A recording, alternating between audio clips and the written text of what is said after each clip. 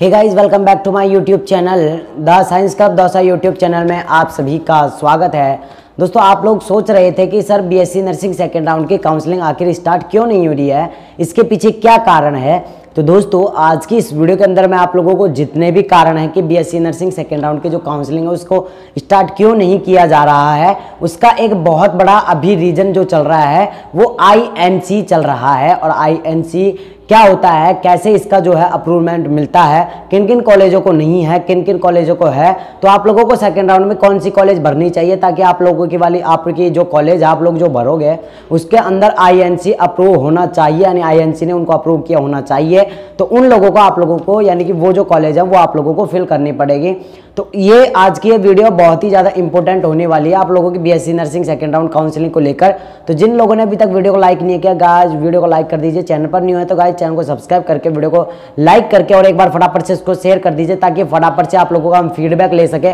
और फटाफट से आप लोगों की जो बीएससी नर्सिंग की जो सेकेंड राउंड की काउंसलिंग है उसको फटाफट से स्टार्ट करवाया जा सके। तो सबसे पहले मैं बात करूंगा कि आईएनसी के बारे में कि आईएनसी जो होती है वो नर्सिंग डिपार्टमेंट जो होता है उसकी, जैसे कि भारत में एक प्रधानमंत्री होता है उसी तरीके से नर्सिंग में आईएनसी होता है। और यही जो होता है वो कॉलेजों को अप्रूवमेंट देता है कि इन कॉलेजों को अप्रूवमेंट हमने दे दिया कि ये अगर कॉलेज को जिन आईएनसी ने जिन कॉलेजों को अप्रूवमेंट दे रखा है वो कॉलेज वाले स्टूडेंट यानी कि राजस्थान में कहीं भी जाकर एग्जाम देकर वो जो है अपना किसी भी नर्सिंग के क्षेत्र में एडमिशन ले सकते हैं। लेकिन अगर मैं यहाँ पर बात करूँ कि आईएनसी जो होती है वो किनको यहाँ पर नहीं देती है, तो देखिए अगर आप लोगों की कॉलेज में आईएनसी अप्रूवमेंट नहीं है तो आप लोग अपने ही स्टेट में एग्जाम देंगे, अपने ही स्टेट में आप लोग जो है सर्विस कर सकते हैं। लेकिन अगर आप लोगों की कॉलेज को आईएनसी अप्रूव हुआ है तो आप लोग फिर जो है अदर स्टेट में यानी कि ऑल राजस्थान या कहीं पर भी जाकर आप लोग अदर स्टेट में जाकर भी सर्विस कर सकते हैं, यानी कि आप लोग एग्जाम देकर वहां पर सर्विस कर सकते हैं। अब यहाँ पर बात करें कि आईएनसी जो अप्रूवमेंट होता है वो किन कॉलेजों को मिलता है और किन कॉलेजों को नहीं मिलता है। तो देखिए आईएनसी ने एक अपनी गाइडलाइन के खिलाफ ये बताया और उन्होंने ये बताया कि हम किन को कॉलेजों को जो है आईएनसी के अप्रूव कर रहे हैं और किन को नहीं कर रहे हैं। तो उन्होंने सबसे बड़े जो रीजन बताए वो पहला रीजन तो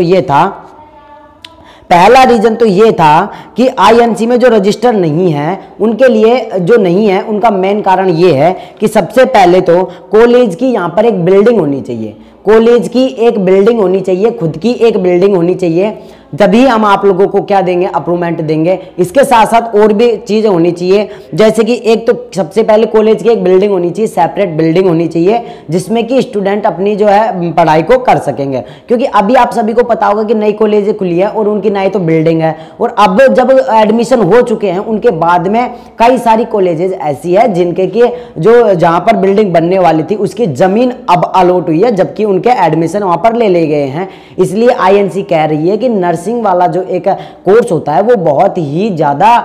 अच्छा कोर्स माना जाता है, और अगर उस कोर्स को यहाँ पर इस तरीके से करवाया जाएगा यानी कि जीएनएम वाले अगर जो टीचर हैं वो बीएससी नर्सिंग वाले स्टूडेंट्स को पढ़ाएंगे तो फिर उनको जो है आईएनसी अप्रूव नहीं करेगा, और वो बिल्कुल भी नहीं अप्रूव करेगा कि हम बिल्कुल अप्रूव नहीं करेंगे ऐसे स्टूडेंट्स को। क्योंकि अगर आप लोग देखिए बीएससी नर्सिंग आपने कर लिया और फिर आप एम्स में जाओगे, एम्स में जाने के बाद अगर आपको कोई बड़ा केस मिल गया और आपको जीएनएम वाले जो टीचर है उन्होंने पढ़ाया है तो फिर क्या आप लोग वहां पर केस सॉल्व कर पाओगे? नहीं। इसलिए आईएनसी इन कॉलेजों को अप्रूव नहीं दे रही है। दूसरा सबसे बड़ा कारण यह है कि वहां पर एक लैब होनी चाहिए और सेपरेट लैब होनी चाहिए, उनकी खुद की एक लैब होनी चाहिए जिसमें कि जो है स्टूडेंट प्रैक्टिस कर सकेंगे, प्लस उनके साथ में एक अटैच हॉस्पिटल होना चाहिए जिसमें कि जो कोई मरीज आए उनके साथ में उनकी प्रैक्टिस अच्छे से हो जाए। अगर हॉस्पिटल है तो फिर आप लोगों को अप्रूव मिल जाएगा। बाकी और भी एक रीजन है, रीजन ये है कि आप लोगों के जो टीचर हैं वो प्रोफेशनल टीचर होने चाहिए, और प्रोफेशनल टीचर ये होने चाहिए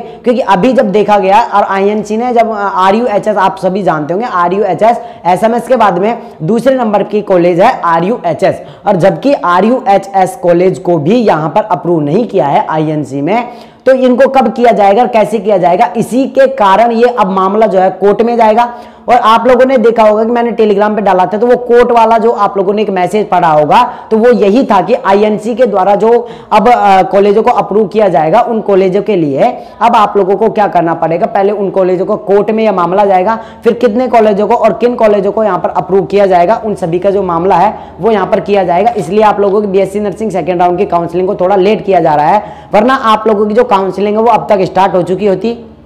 और आप लोगों के जो एडमिशन भी यहाँ पर, यानी कि आप लोगों के एडमिशन भी यहाँ पर लिए जा चुके होते और आप लोगों की क्लास भी स्टार्ट हो चुकी होती अगर ये कोर्ट का मामला नहीं होता। आईएनसी ने अब साफ मना कर दिया है कि अगर प्रोफेशनल टीचर नहीं होंगे, बिल्डिंग नहीं होगी, लैब नहीं होगी, हॉस्पिटल नहीं होगा, तो हम आप लोगों को कॉलेज अप्रूवल नहीं करेंगे, आईएनसी के द्वारा अप्रूव नहीं करेंगे कि आप लोग जो है ऐसे स्टूडेंट, यानी कि आप स्टूडेंट्स को नहीं पढ़ा पाओगे, यानी पढ़ा तो पाओगे लेकिन फिर आपकी मान्यता नहीं होगी, ठीक है ना। अब दूसरी बात यह है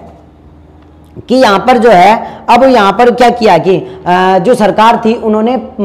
25 नई कॉलेजों की घोषणा कर दी थी, यानी 25 नई जो कॉलेज थी उनकी घोषणा कर दी थी। और साफ शब्दों में बता देता हूँ कि वो जो घोषणा की थी वो अपने वोट पाने के लिए उन्होंने घोषणा कर दी, बाकी उनकी अभी तक जमीन भी अलॉट नहीं हुई थी जब तक कि उनके एडमिशन हो गए थे। फर्स्ट राउंड काउंसलिंग के जब एडमिशन हो गए थे तो उनके बाद जब एडमिशन हो गए तो उसके बाद यहाँ पर जो कॉलेज की जमीन थी वो अलॉट हुई थी। अब आप सोच सकते हैं कि जब अभी जमीन अलॉट हुई है तो फिर आईएनसी उनको अप्रूव क्यों देगी, उन कॉलेजों को क्यों देगी, क्योंकि वहां पर अगर स्टूडेंट को पढ़ने के लिए खुद की एक बिल्डिंग ही नहीं है तो फिर आईएनसी उनको कभी भी अप्रूव नहीं देगी। इसलिए मामला जो है कोर्ट में जा चुका है, कोर्ट में मामला जाएगा। अभी आप लोगों को 2-4 दिन और वेट करना पड़ेगा, क्योंकि मैंने जब बात की थी, जब मैंने 28 तारीख को बात की थी आरयूएचएस से, जब उन्होंने कहा था कि हम 30 से पहले कर देंगे, लेकिन जब आपको पता होगा 29 देर रात तक आप लोगों का एक मैसेज आया था और कहा था कि अब जो है मामला कोर्ट में जा चुका है और आप लोगों की बीएससी नर्सिंग सेकेंड राउंड की काउंसलिंग को अभी 2-4 दिन और डिले किया जाएगा, तब तक ये मामला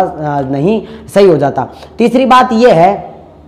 कि अब आईएनसी की लिस्ट में कौन कौन सी कॉलेजेज हैं और कौन कौन सी कॉलेजेज नहीं है, ये मैं आप लोगों को अभी बता दूंगा, या मैं आप लोगों को लिंक डिस्क्रिप्शन में दे दूंगा। जैसे क्लिक करेंगे वहां पर आप लोग जाकर चेक करेंगे कि कौन कौन सी कॉलेजेज हैं जो कि आईएनसी के द्वारा अप्रूव कर दी गई है। अब आईएनसी ये कहती है कि अगर जो कॉलेज जो होती है उसका प्रिंसिपल जो होना चाहिए वो पीएचडी धारी प्रिंसिपल होना चाहिए, यानी कि उनकी जो डिग्री होगी वो पीएचडी डिग्री होनी उनकी चाहिए। लेकिन अभी जो यहाँ पर कॉलेजेज हैं उनको अप्रूवमेंट इसलिए नहीं मिल रहा है क्योंकि उनमें बहुत सारी कमी देखी जा रही है। और आप सभी को पता होगा कि नर्सिंग वाला जो एक कोर्स होता है ये बहुत ज़्यादा इंपॉर्टेंट कोर्स होता है और बहुत ही ज़्यादा ये जो कोर्स होता है वो हाई लेवल का होता है। तो यहाँ पर अगर इस तरीके के टीचर नहीं होंगे, जीएनएम एएनएम वाले अगर टीचर आपको पढ़ाएंगे तो फिर आप लोग जो है आगे जाकर बहुत बड़ी मिस्टेक कर सकते हैं। और आईएनसी बिल्कुल नहीं चाहती कि हमारे जो स्टूडेंट वो इस तरीके की यहाँ पर करें, तो इसलिए उनको अप्रूव नहीं किया जा रहा है। बल्कि अगर अच्छे टीचर आ जाएंगे, प्रिंसिपल आ जाएंगे, अच्छे बिल्डिंग होगी, हॉस्पिटल होगी, तो आईएनसी कहती है कि हम आप लोगों को आज नहीं अभी आप लोगों को मान्यता देंगे अगर आप हमें ये बता देते हैं कि आप लोगों के पास में हॉस्पिटल है, लैब है, अच्छे टीचर हैं, प्रोफेशनल टीचर होने चाहिए। ये नहीं कि एएनएम जीएनएम और पैरामेडिकल वाले टीचर आप लोगों को पढ़ा रहे हैं बीएससी नर्सिंग में, ऐसा बिल्कुल कतई नहीं चलेगा। प्लस यहाँ पर अगर आप लोगों को मैं बताऊं,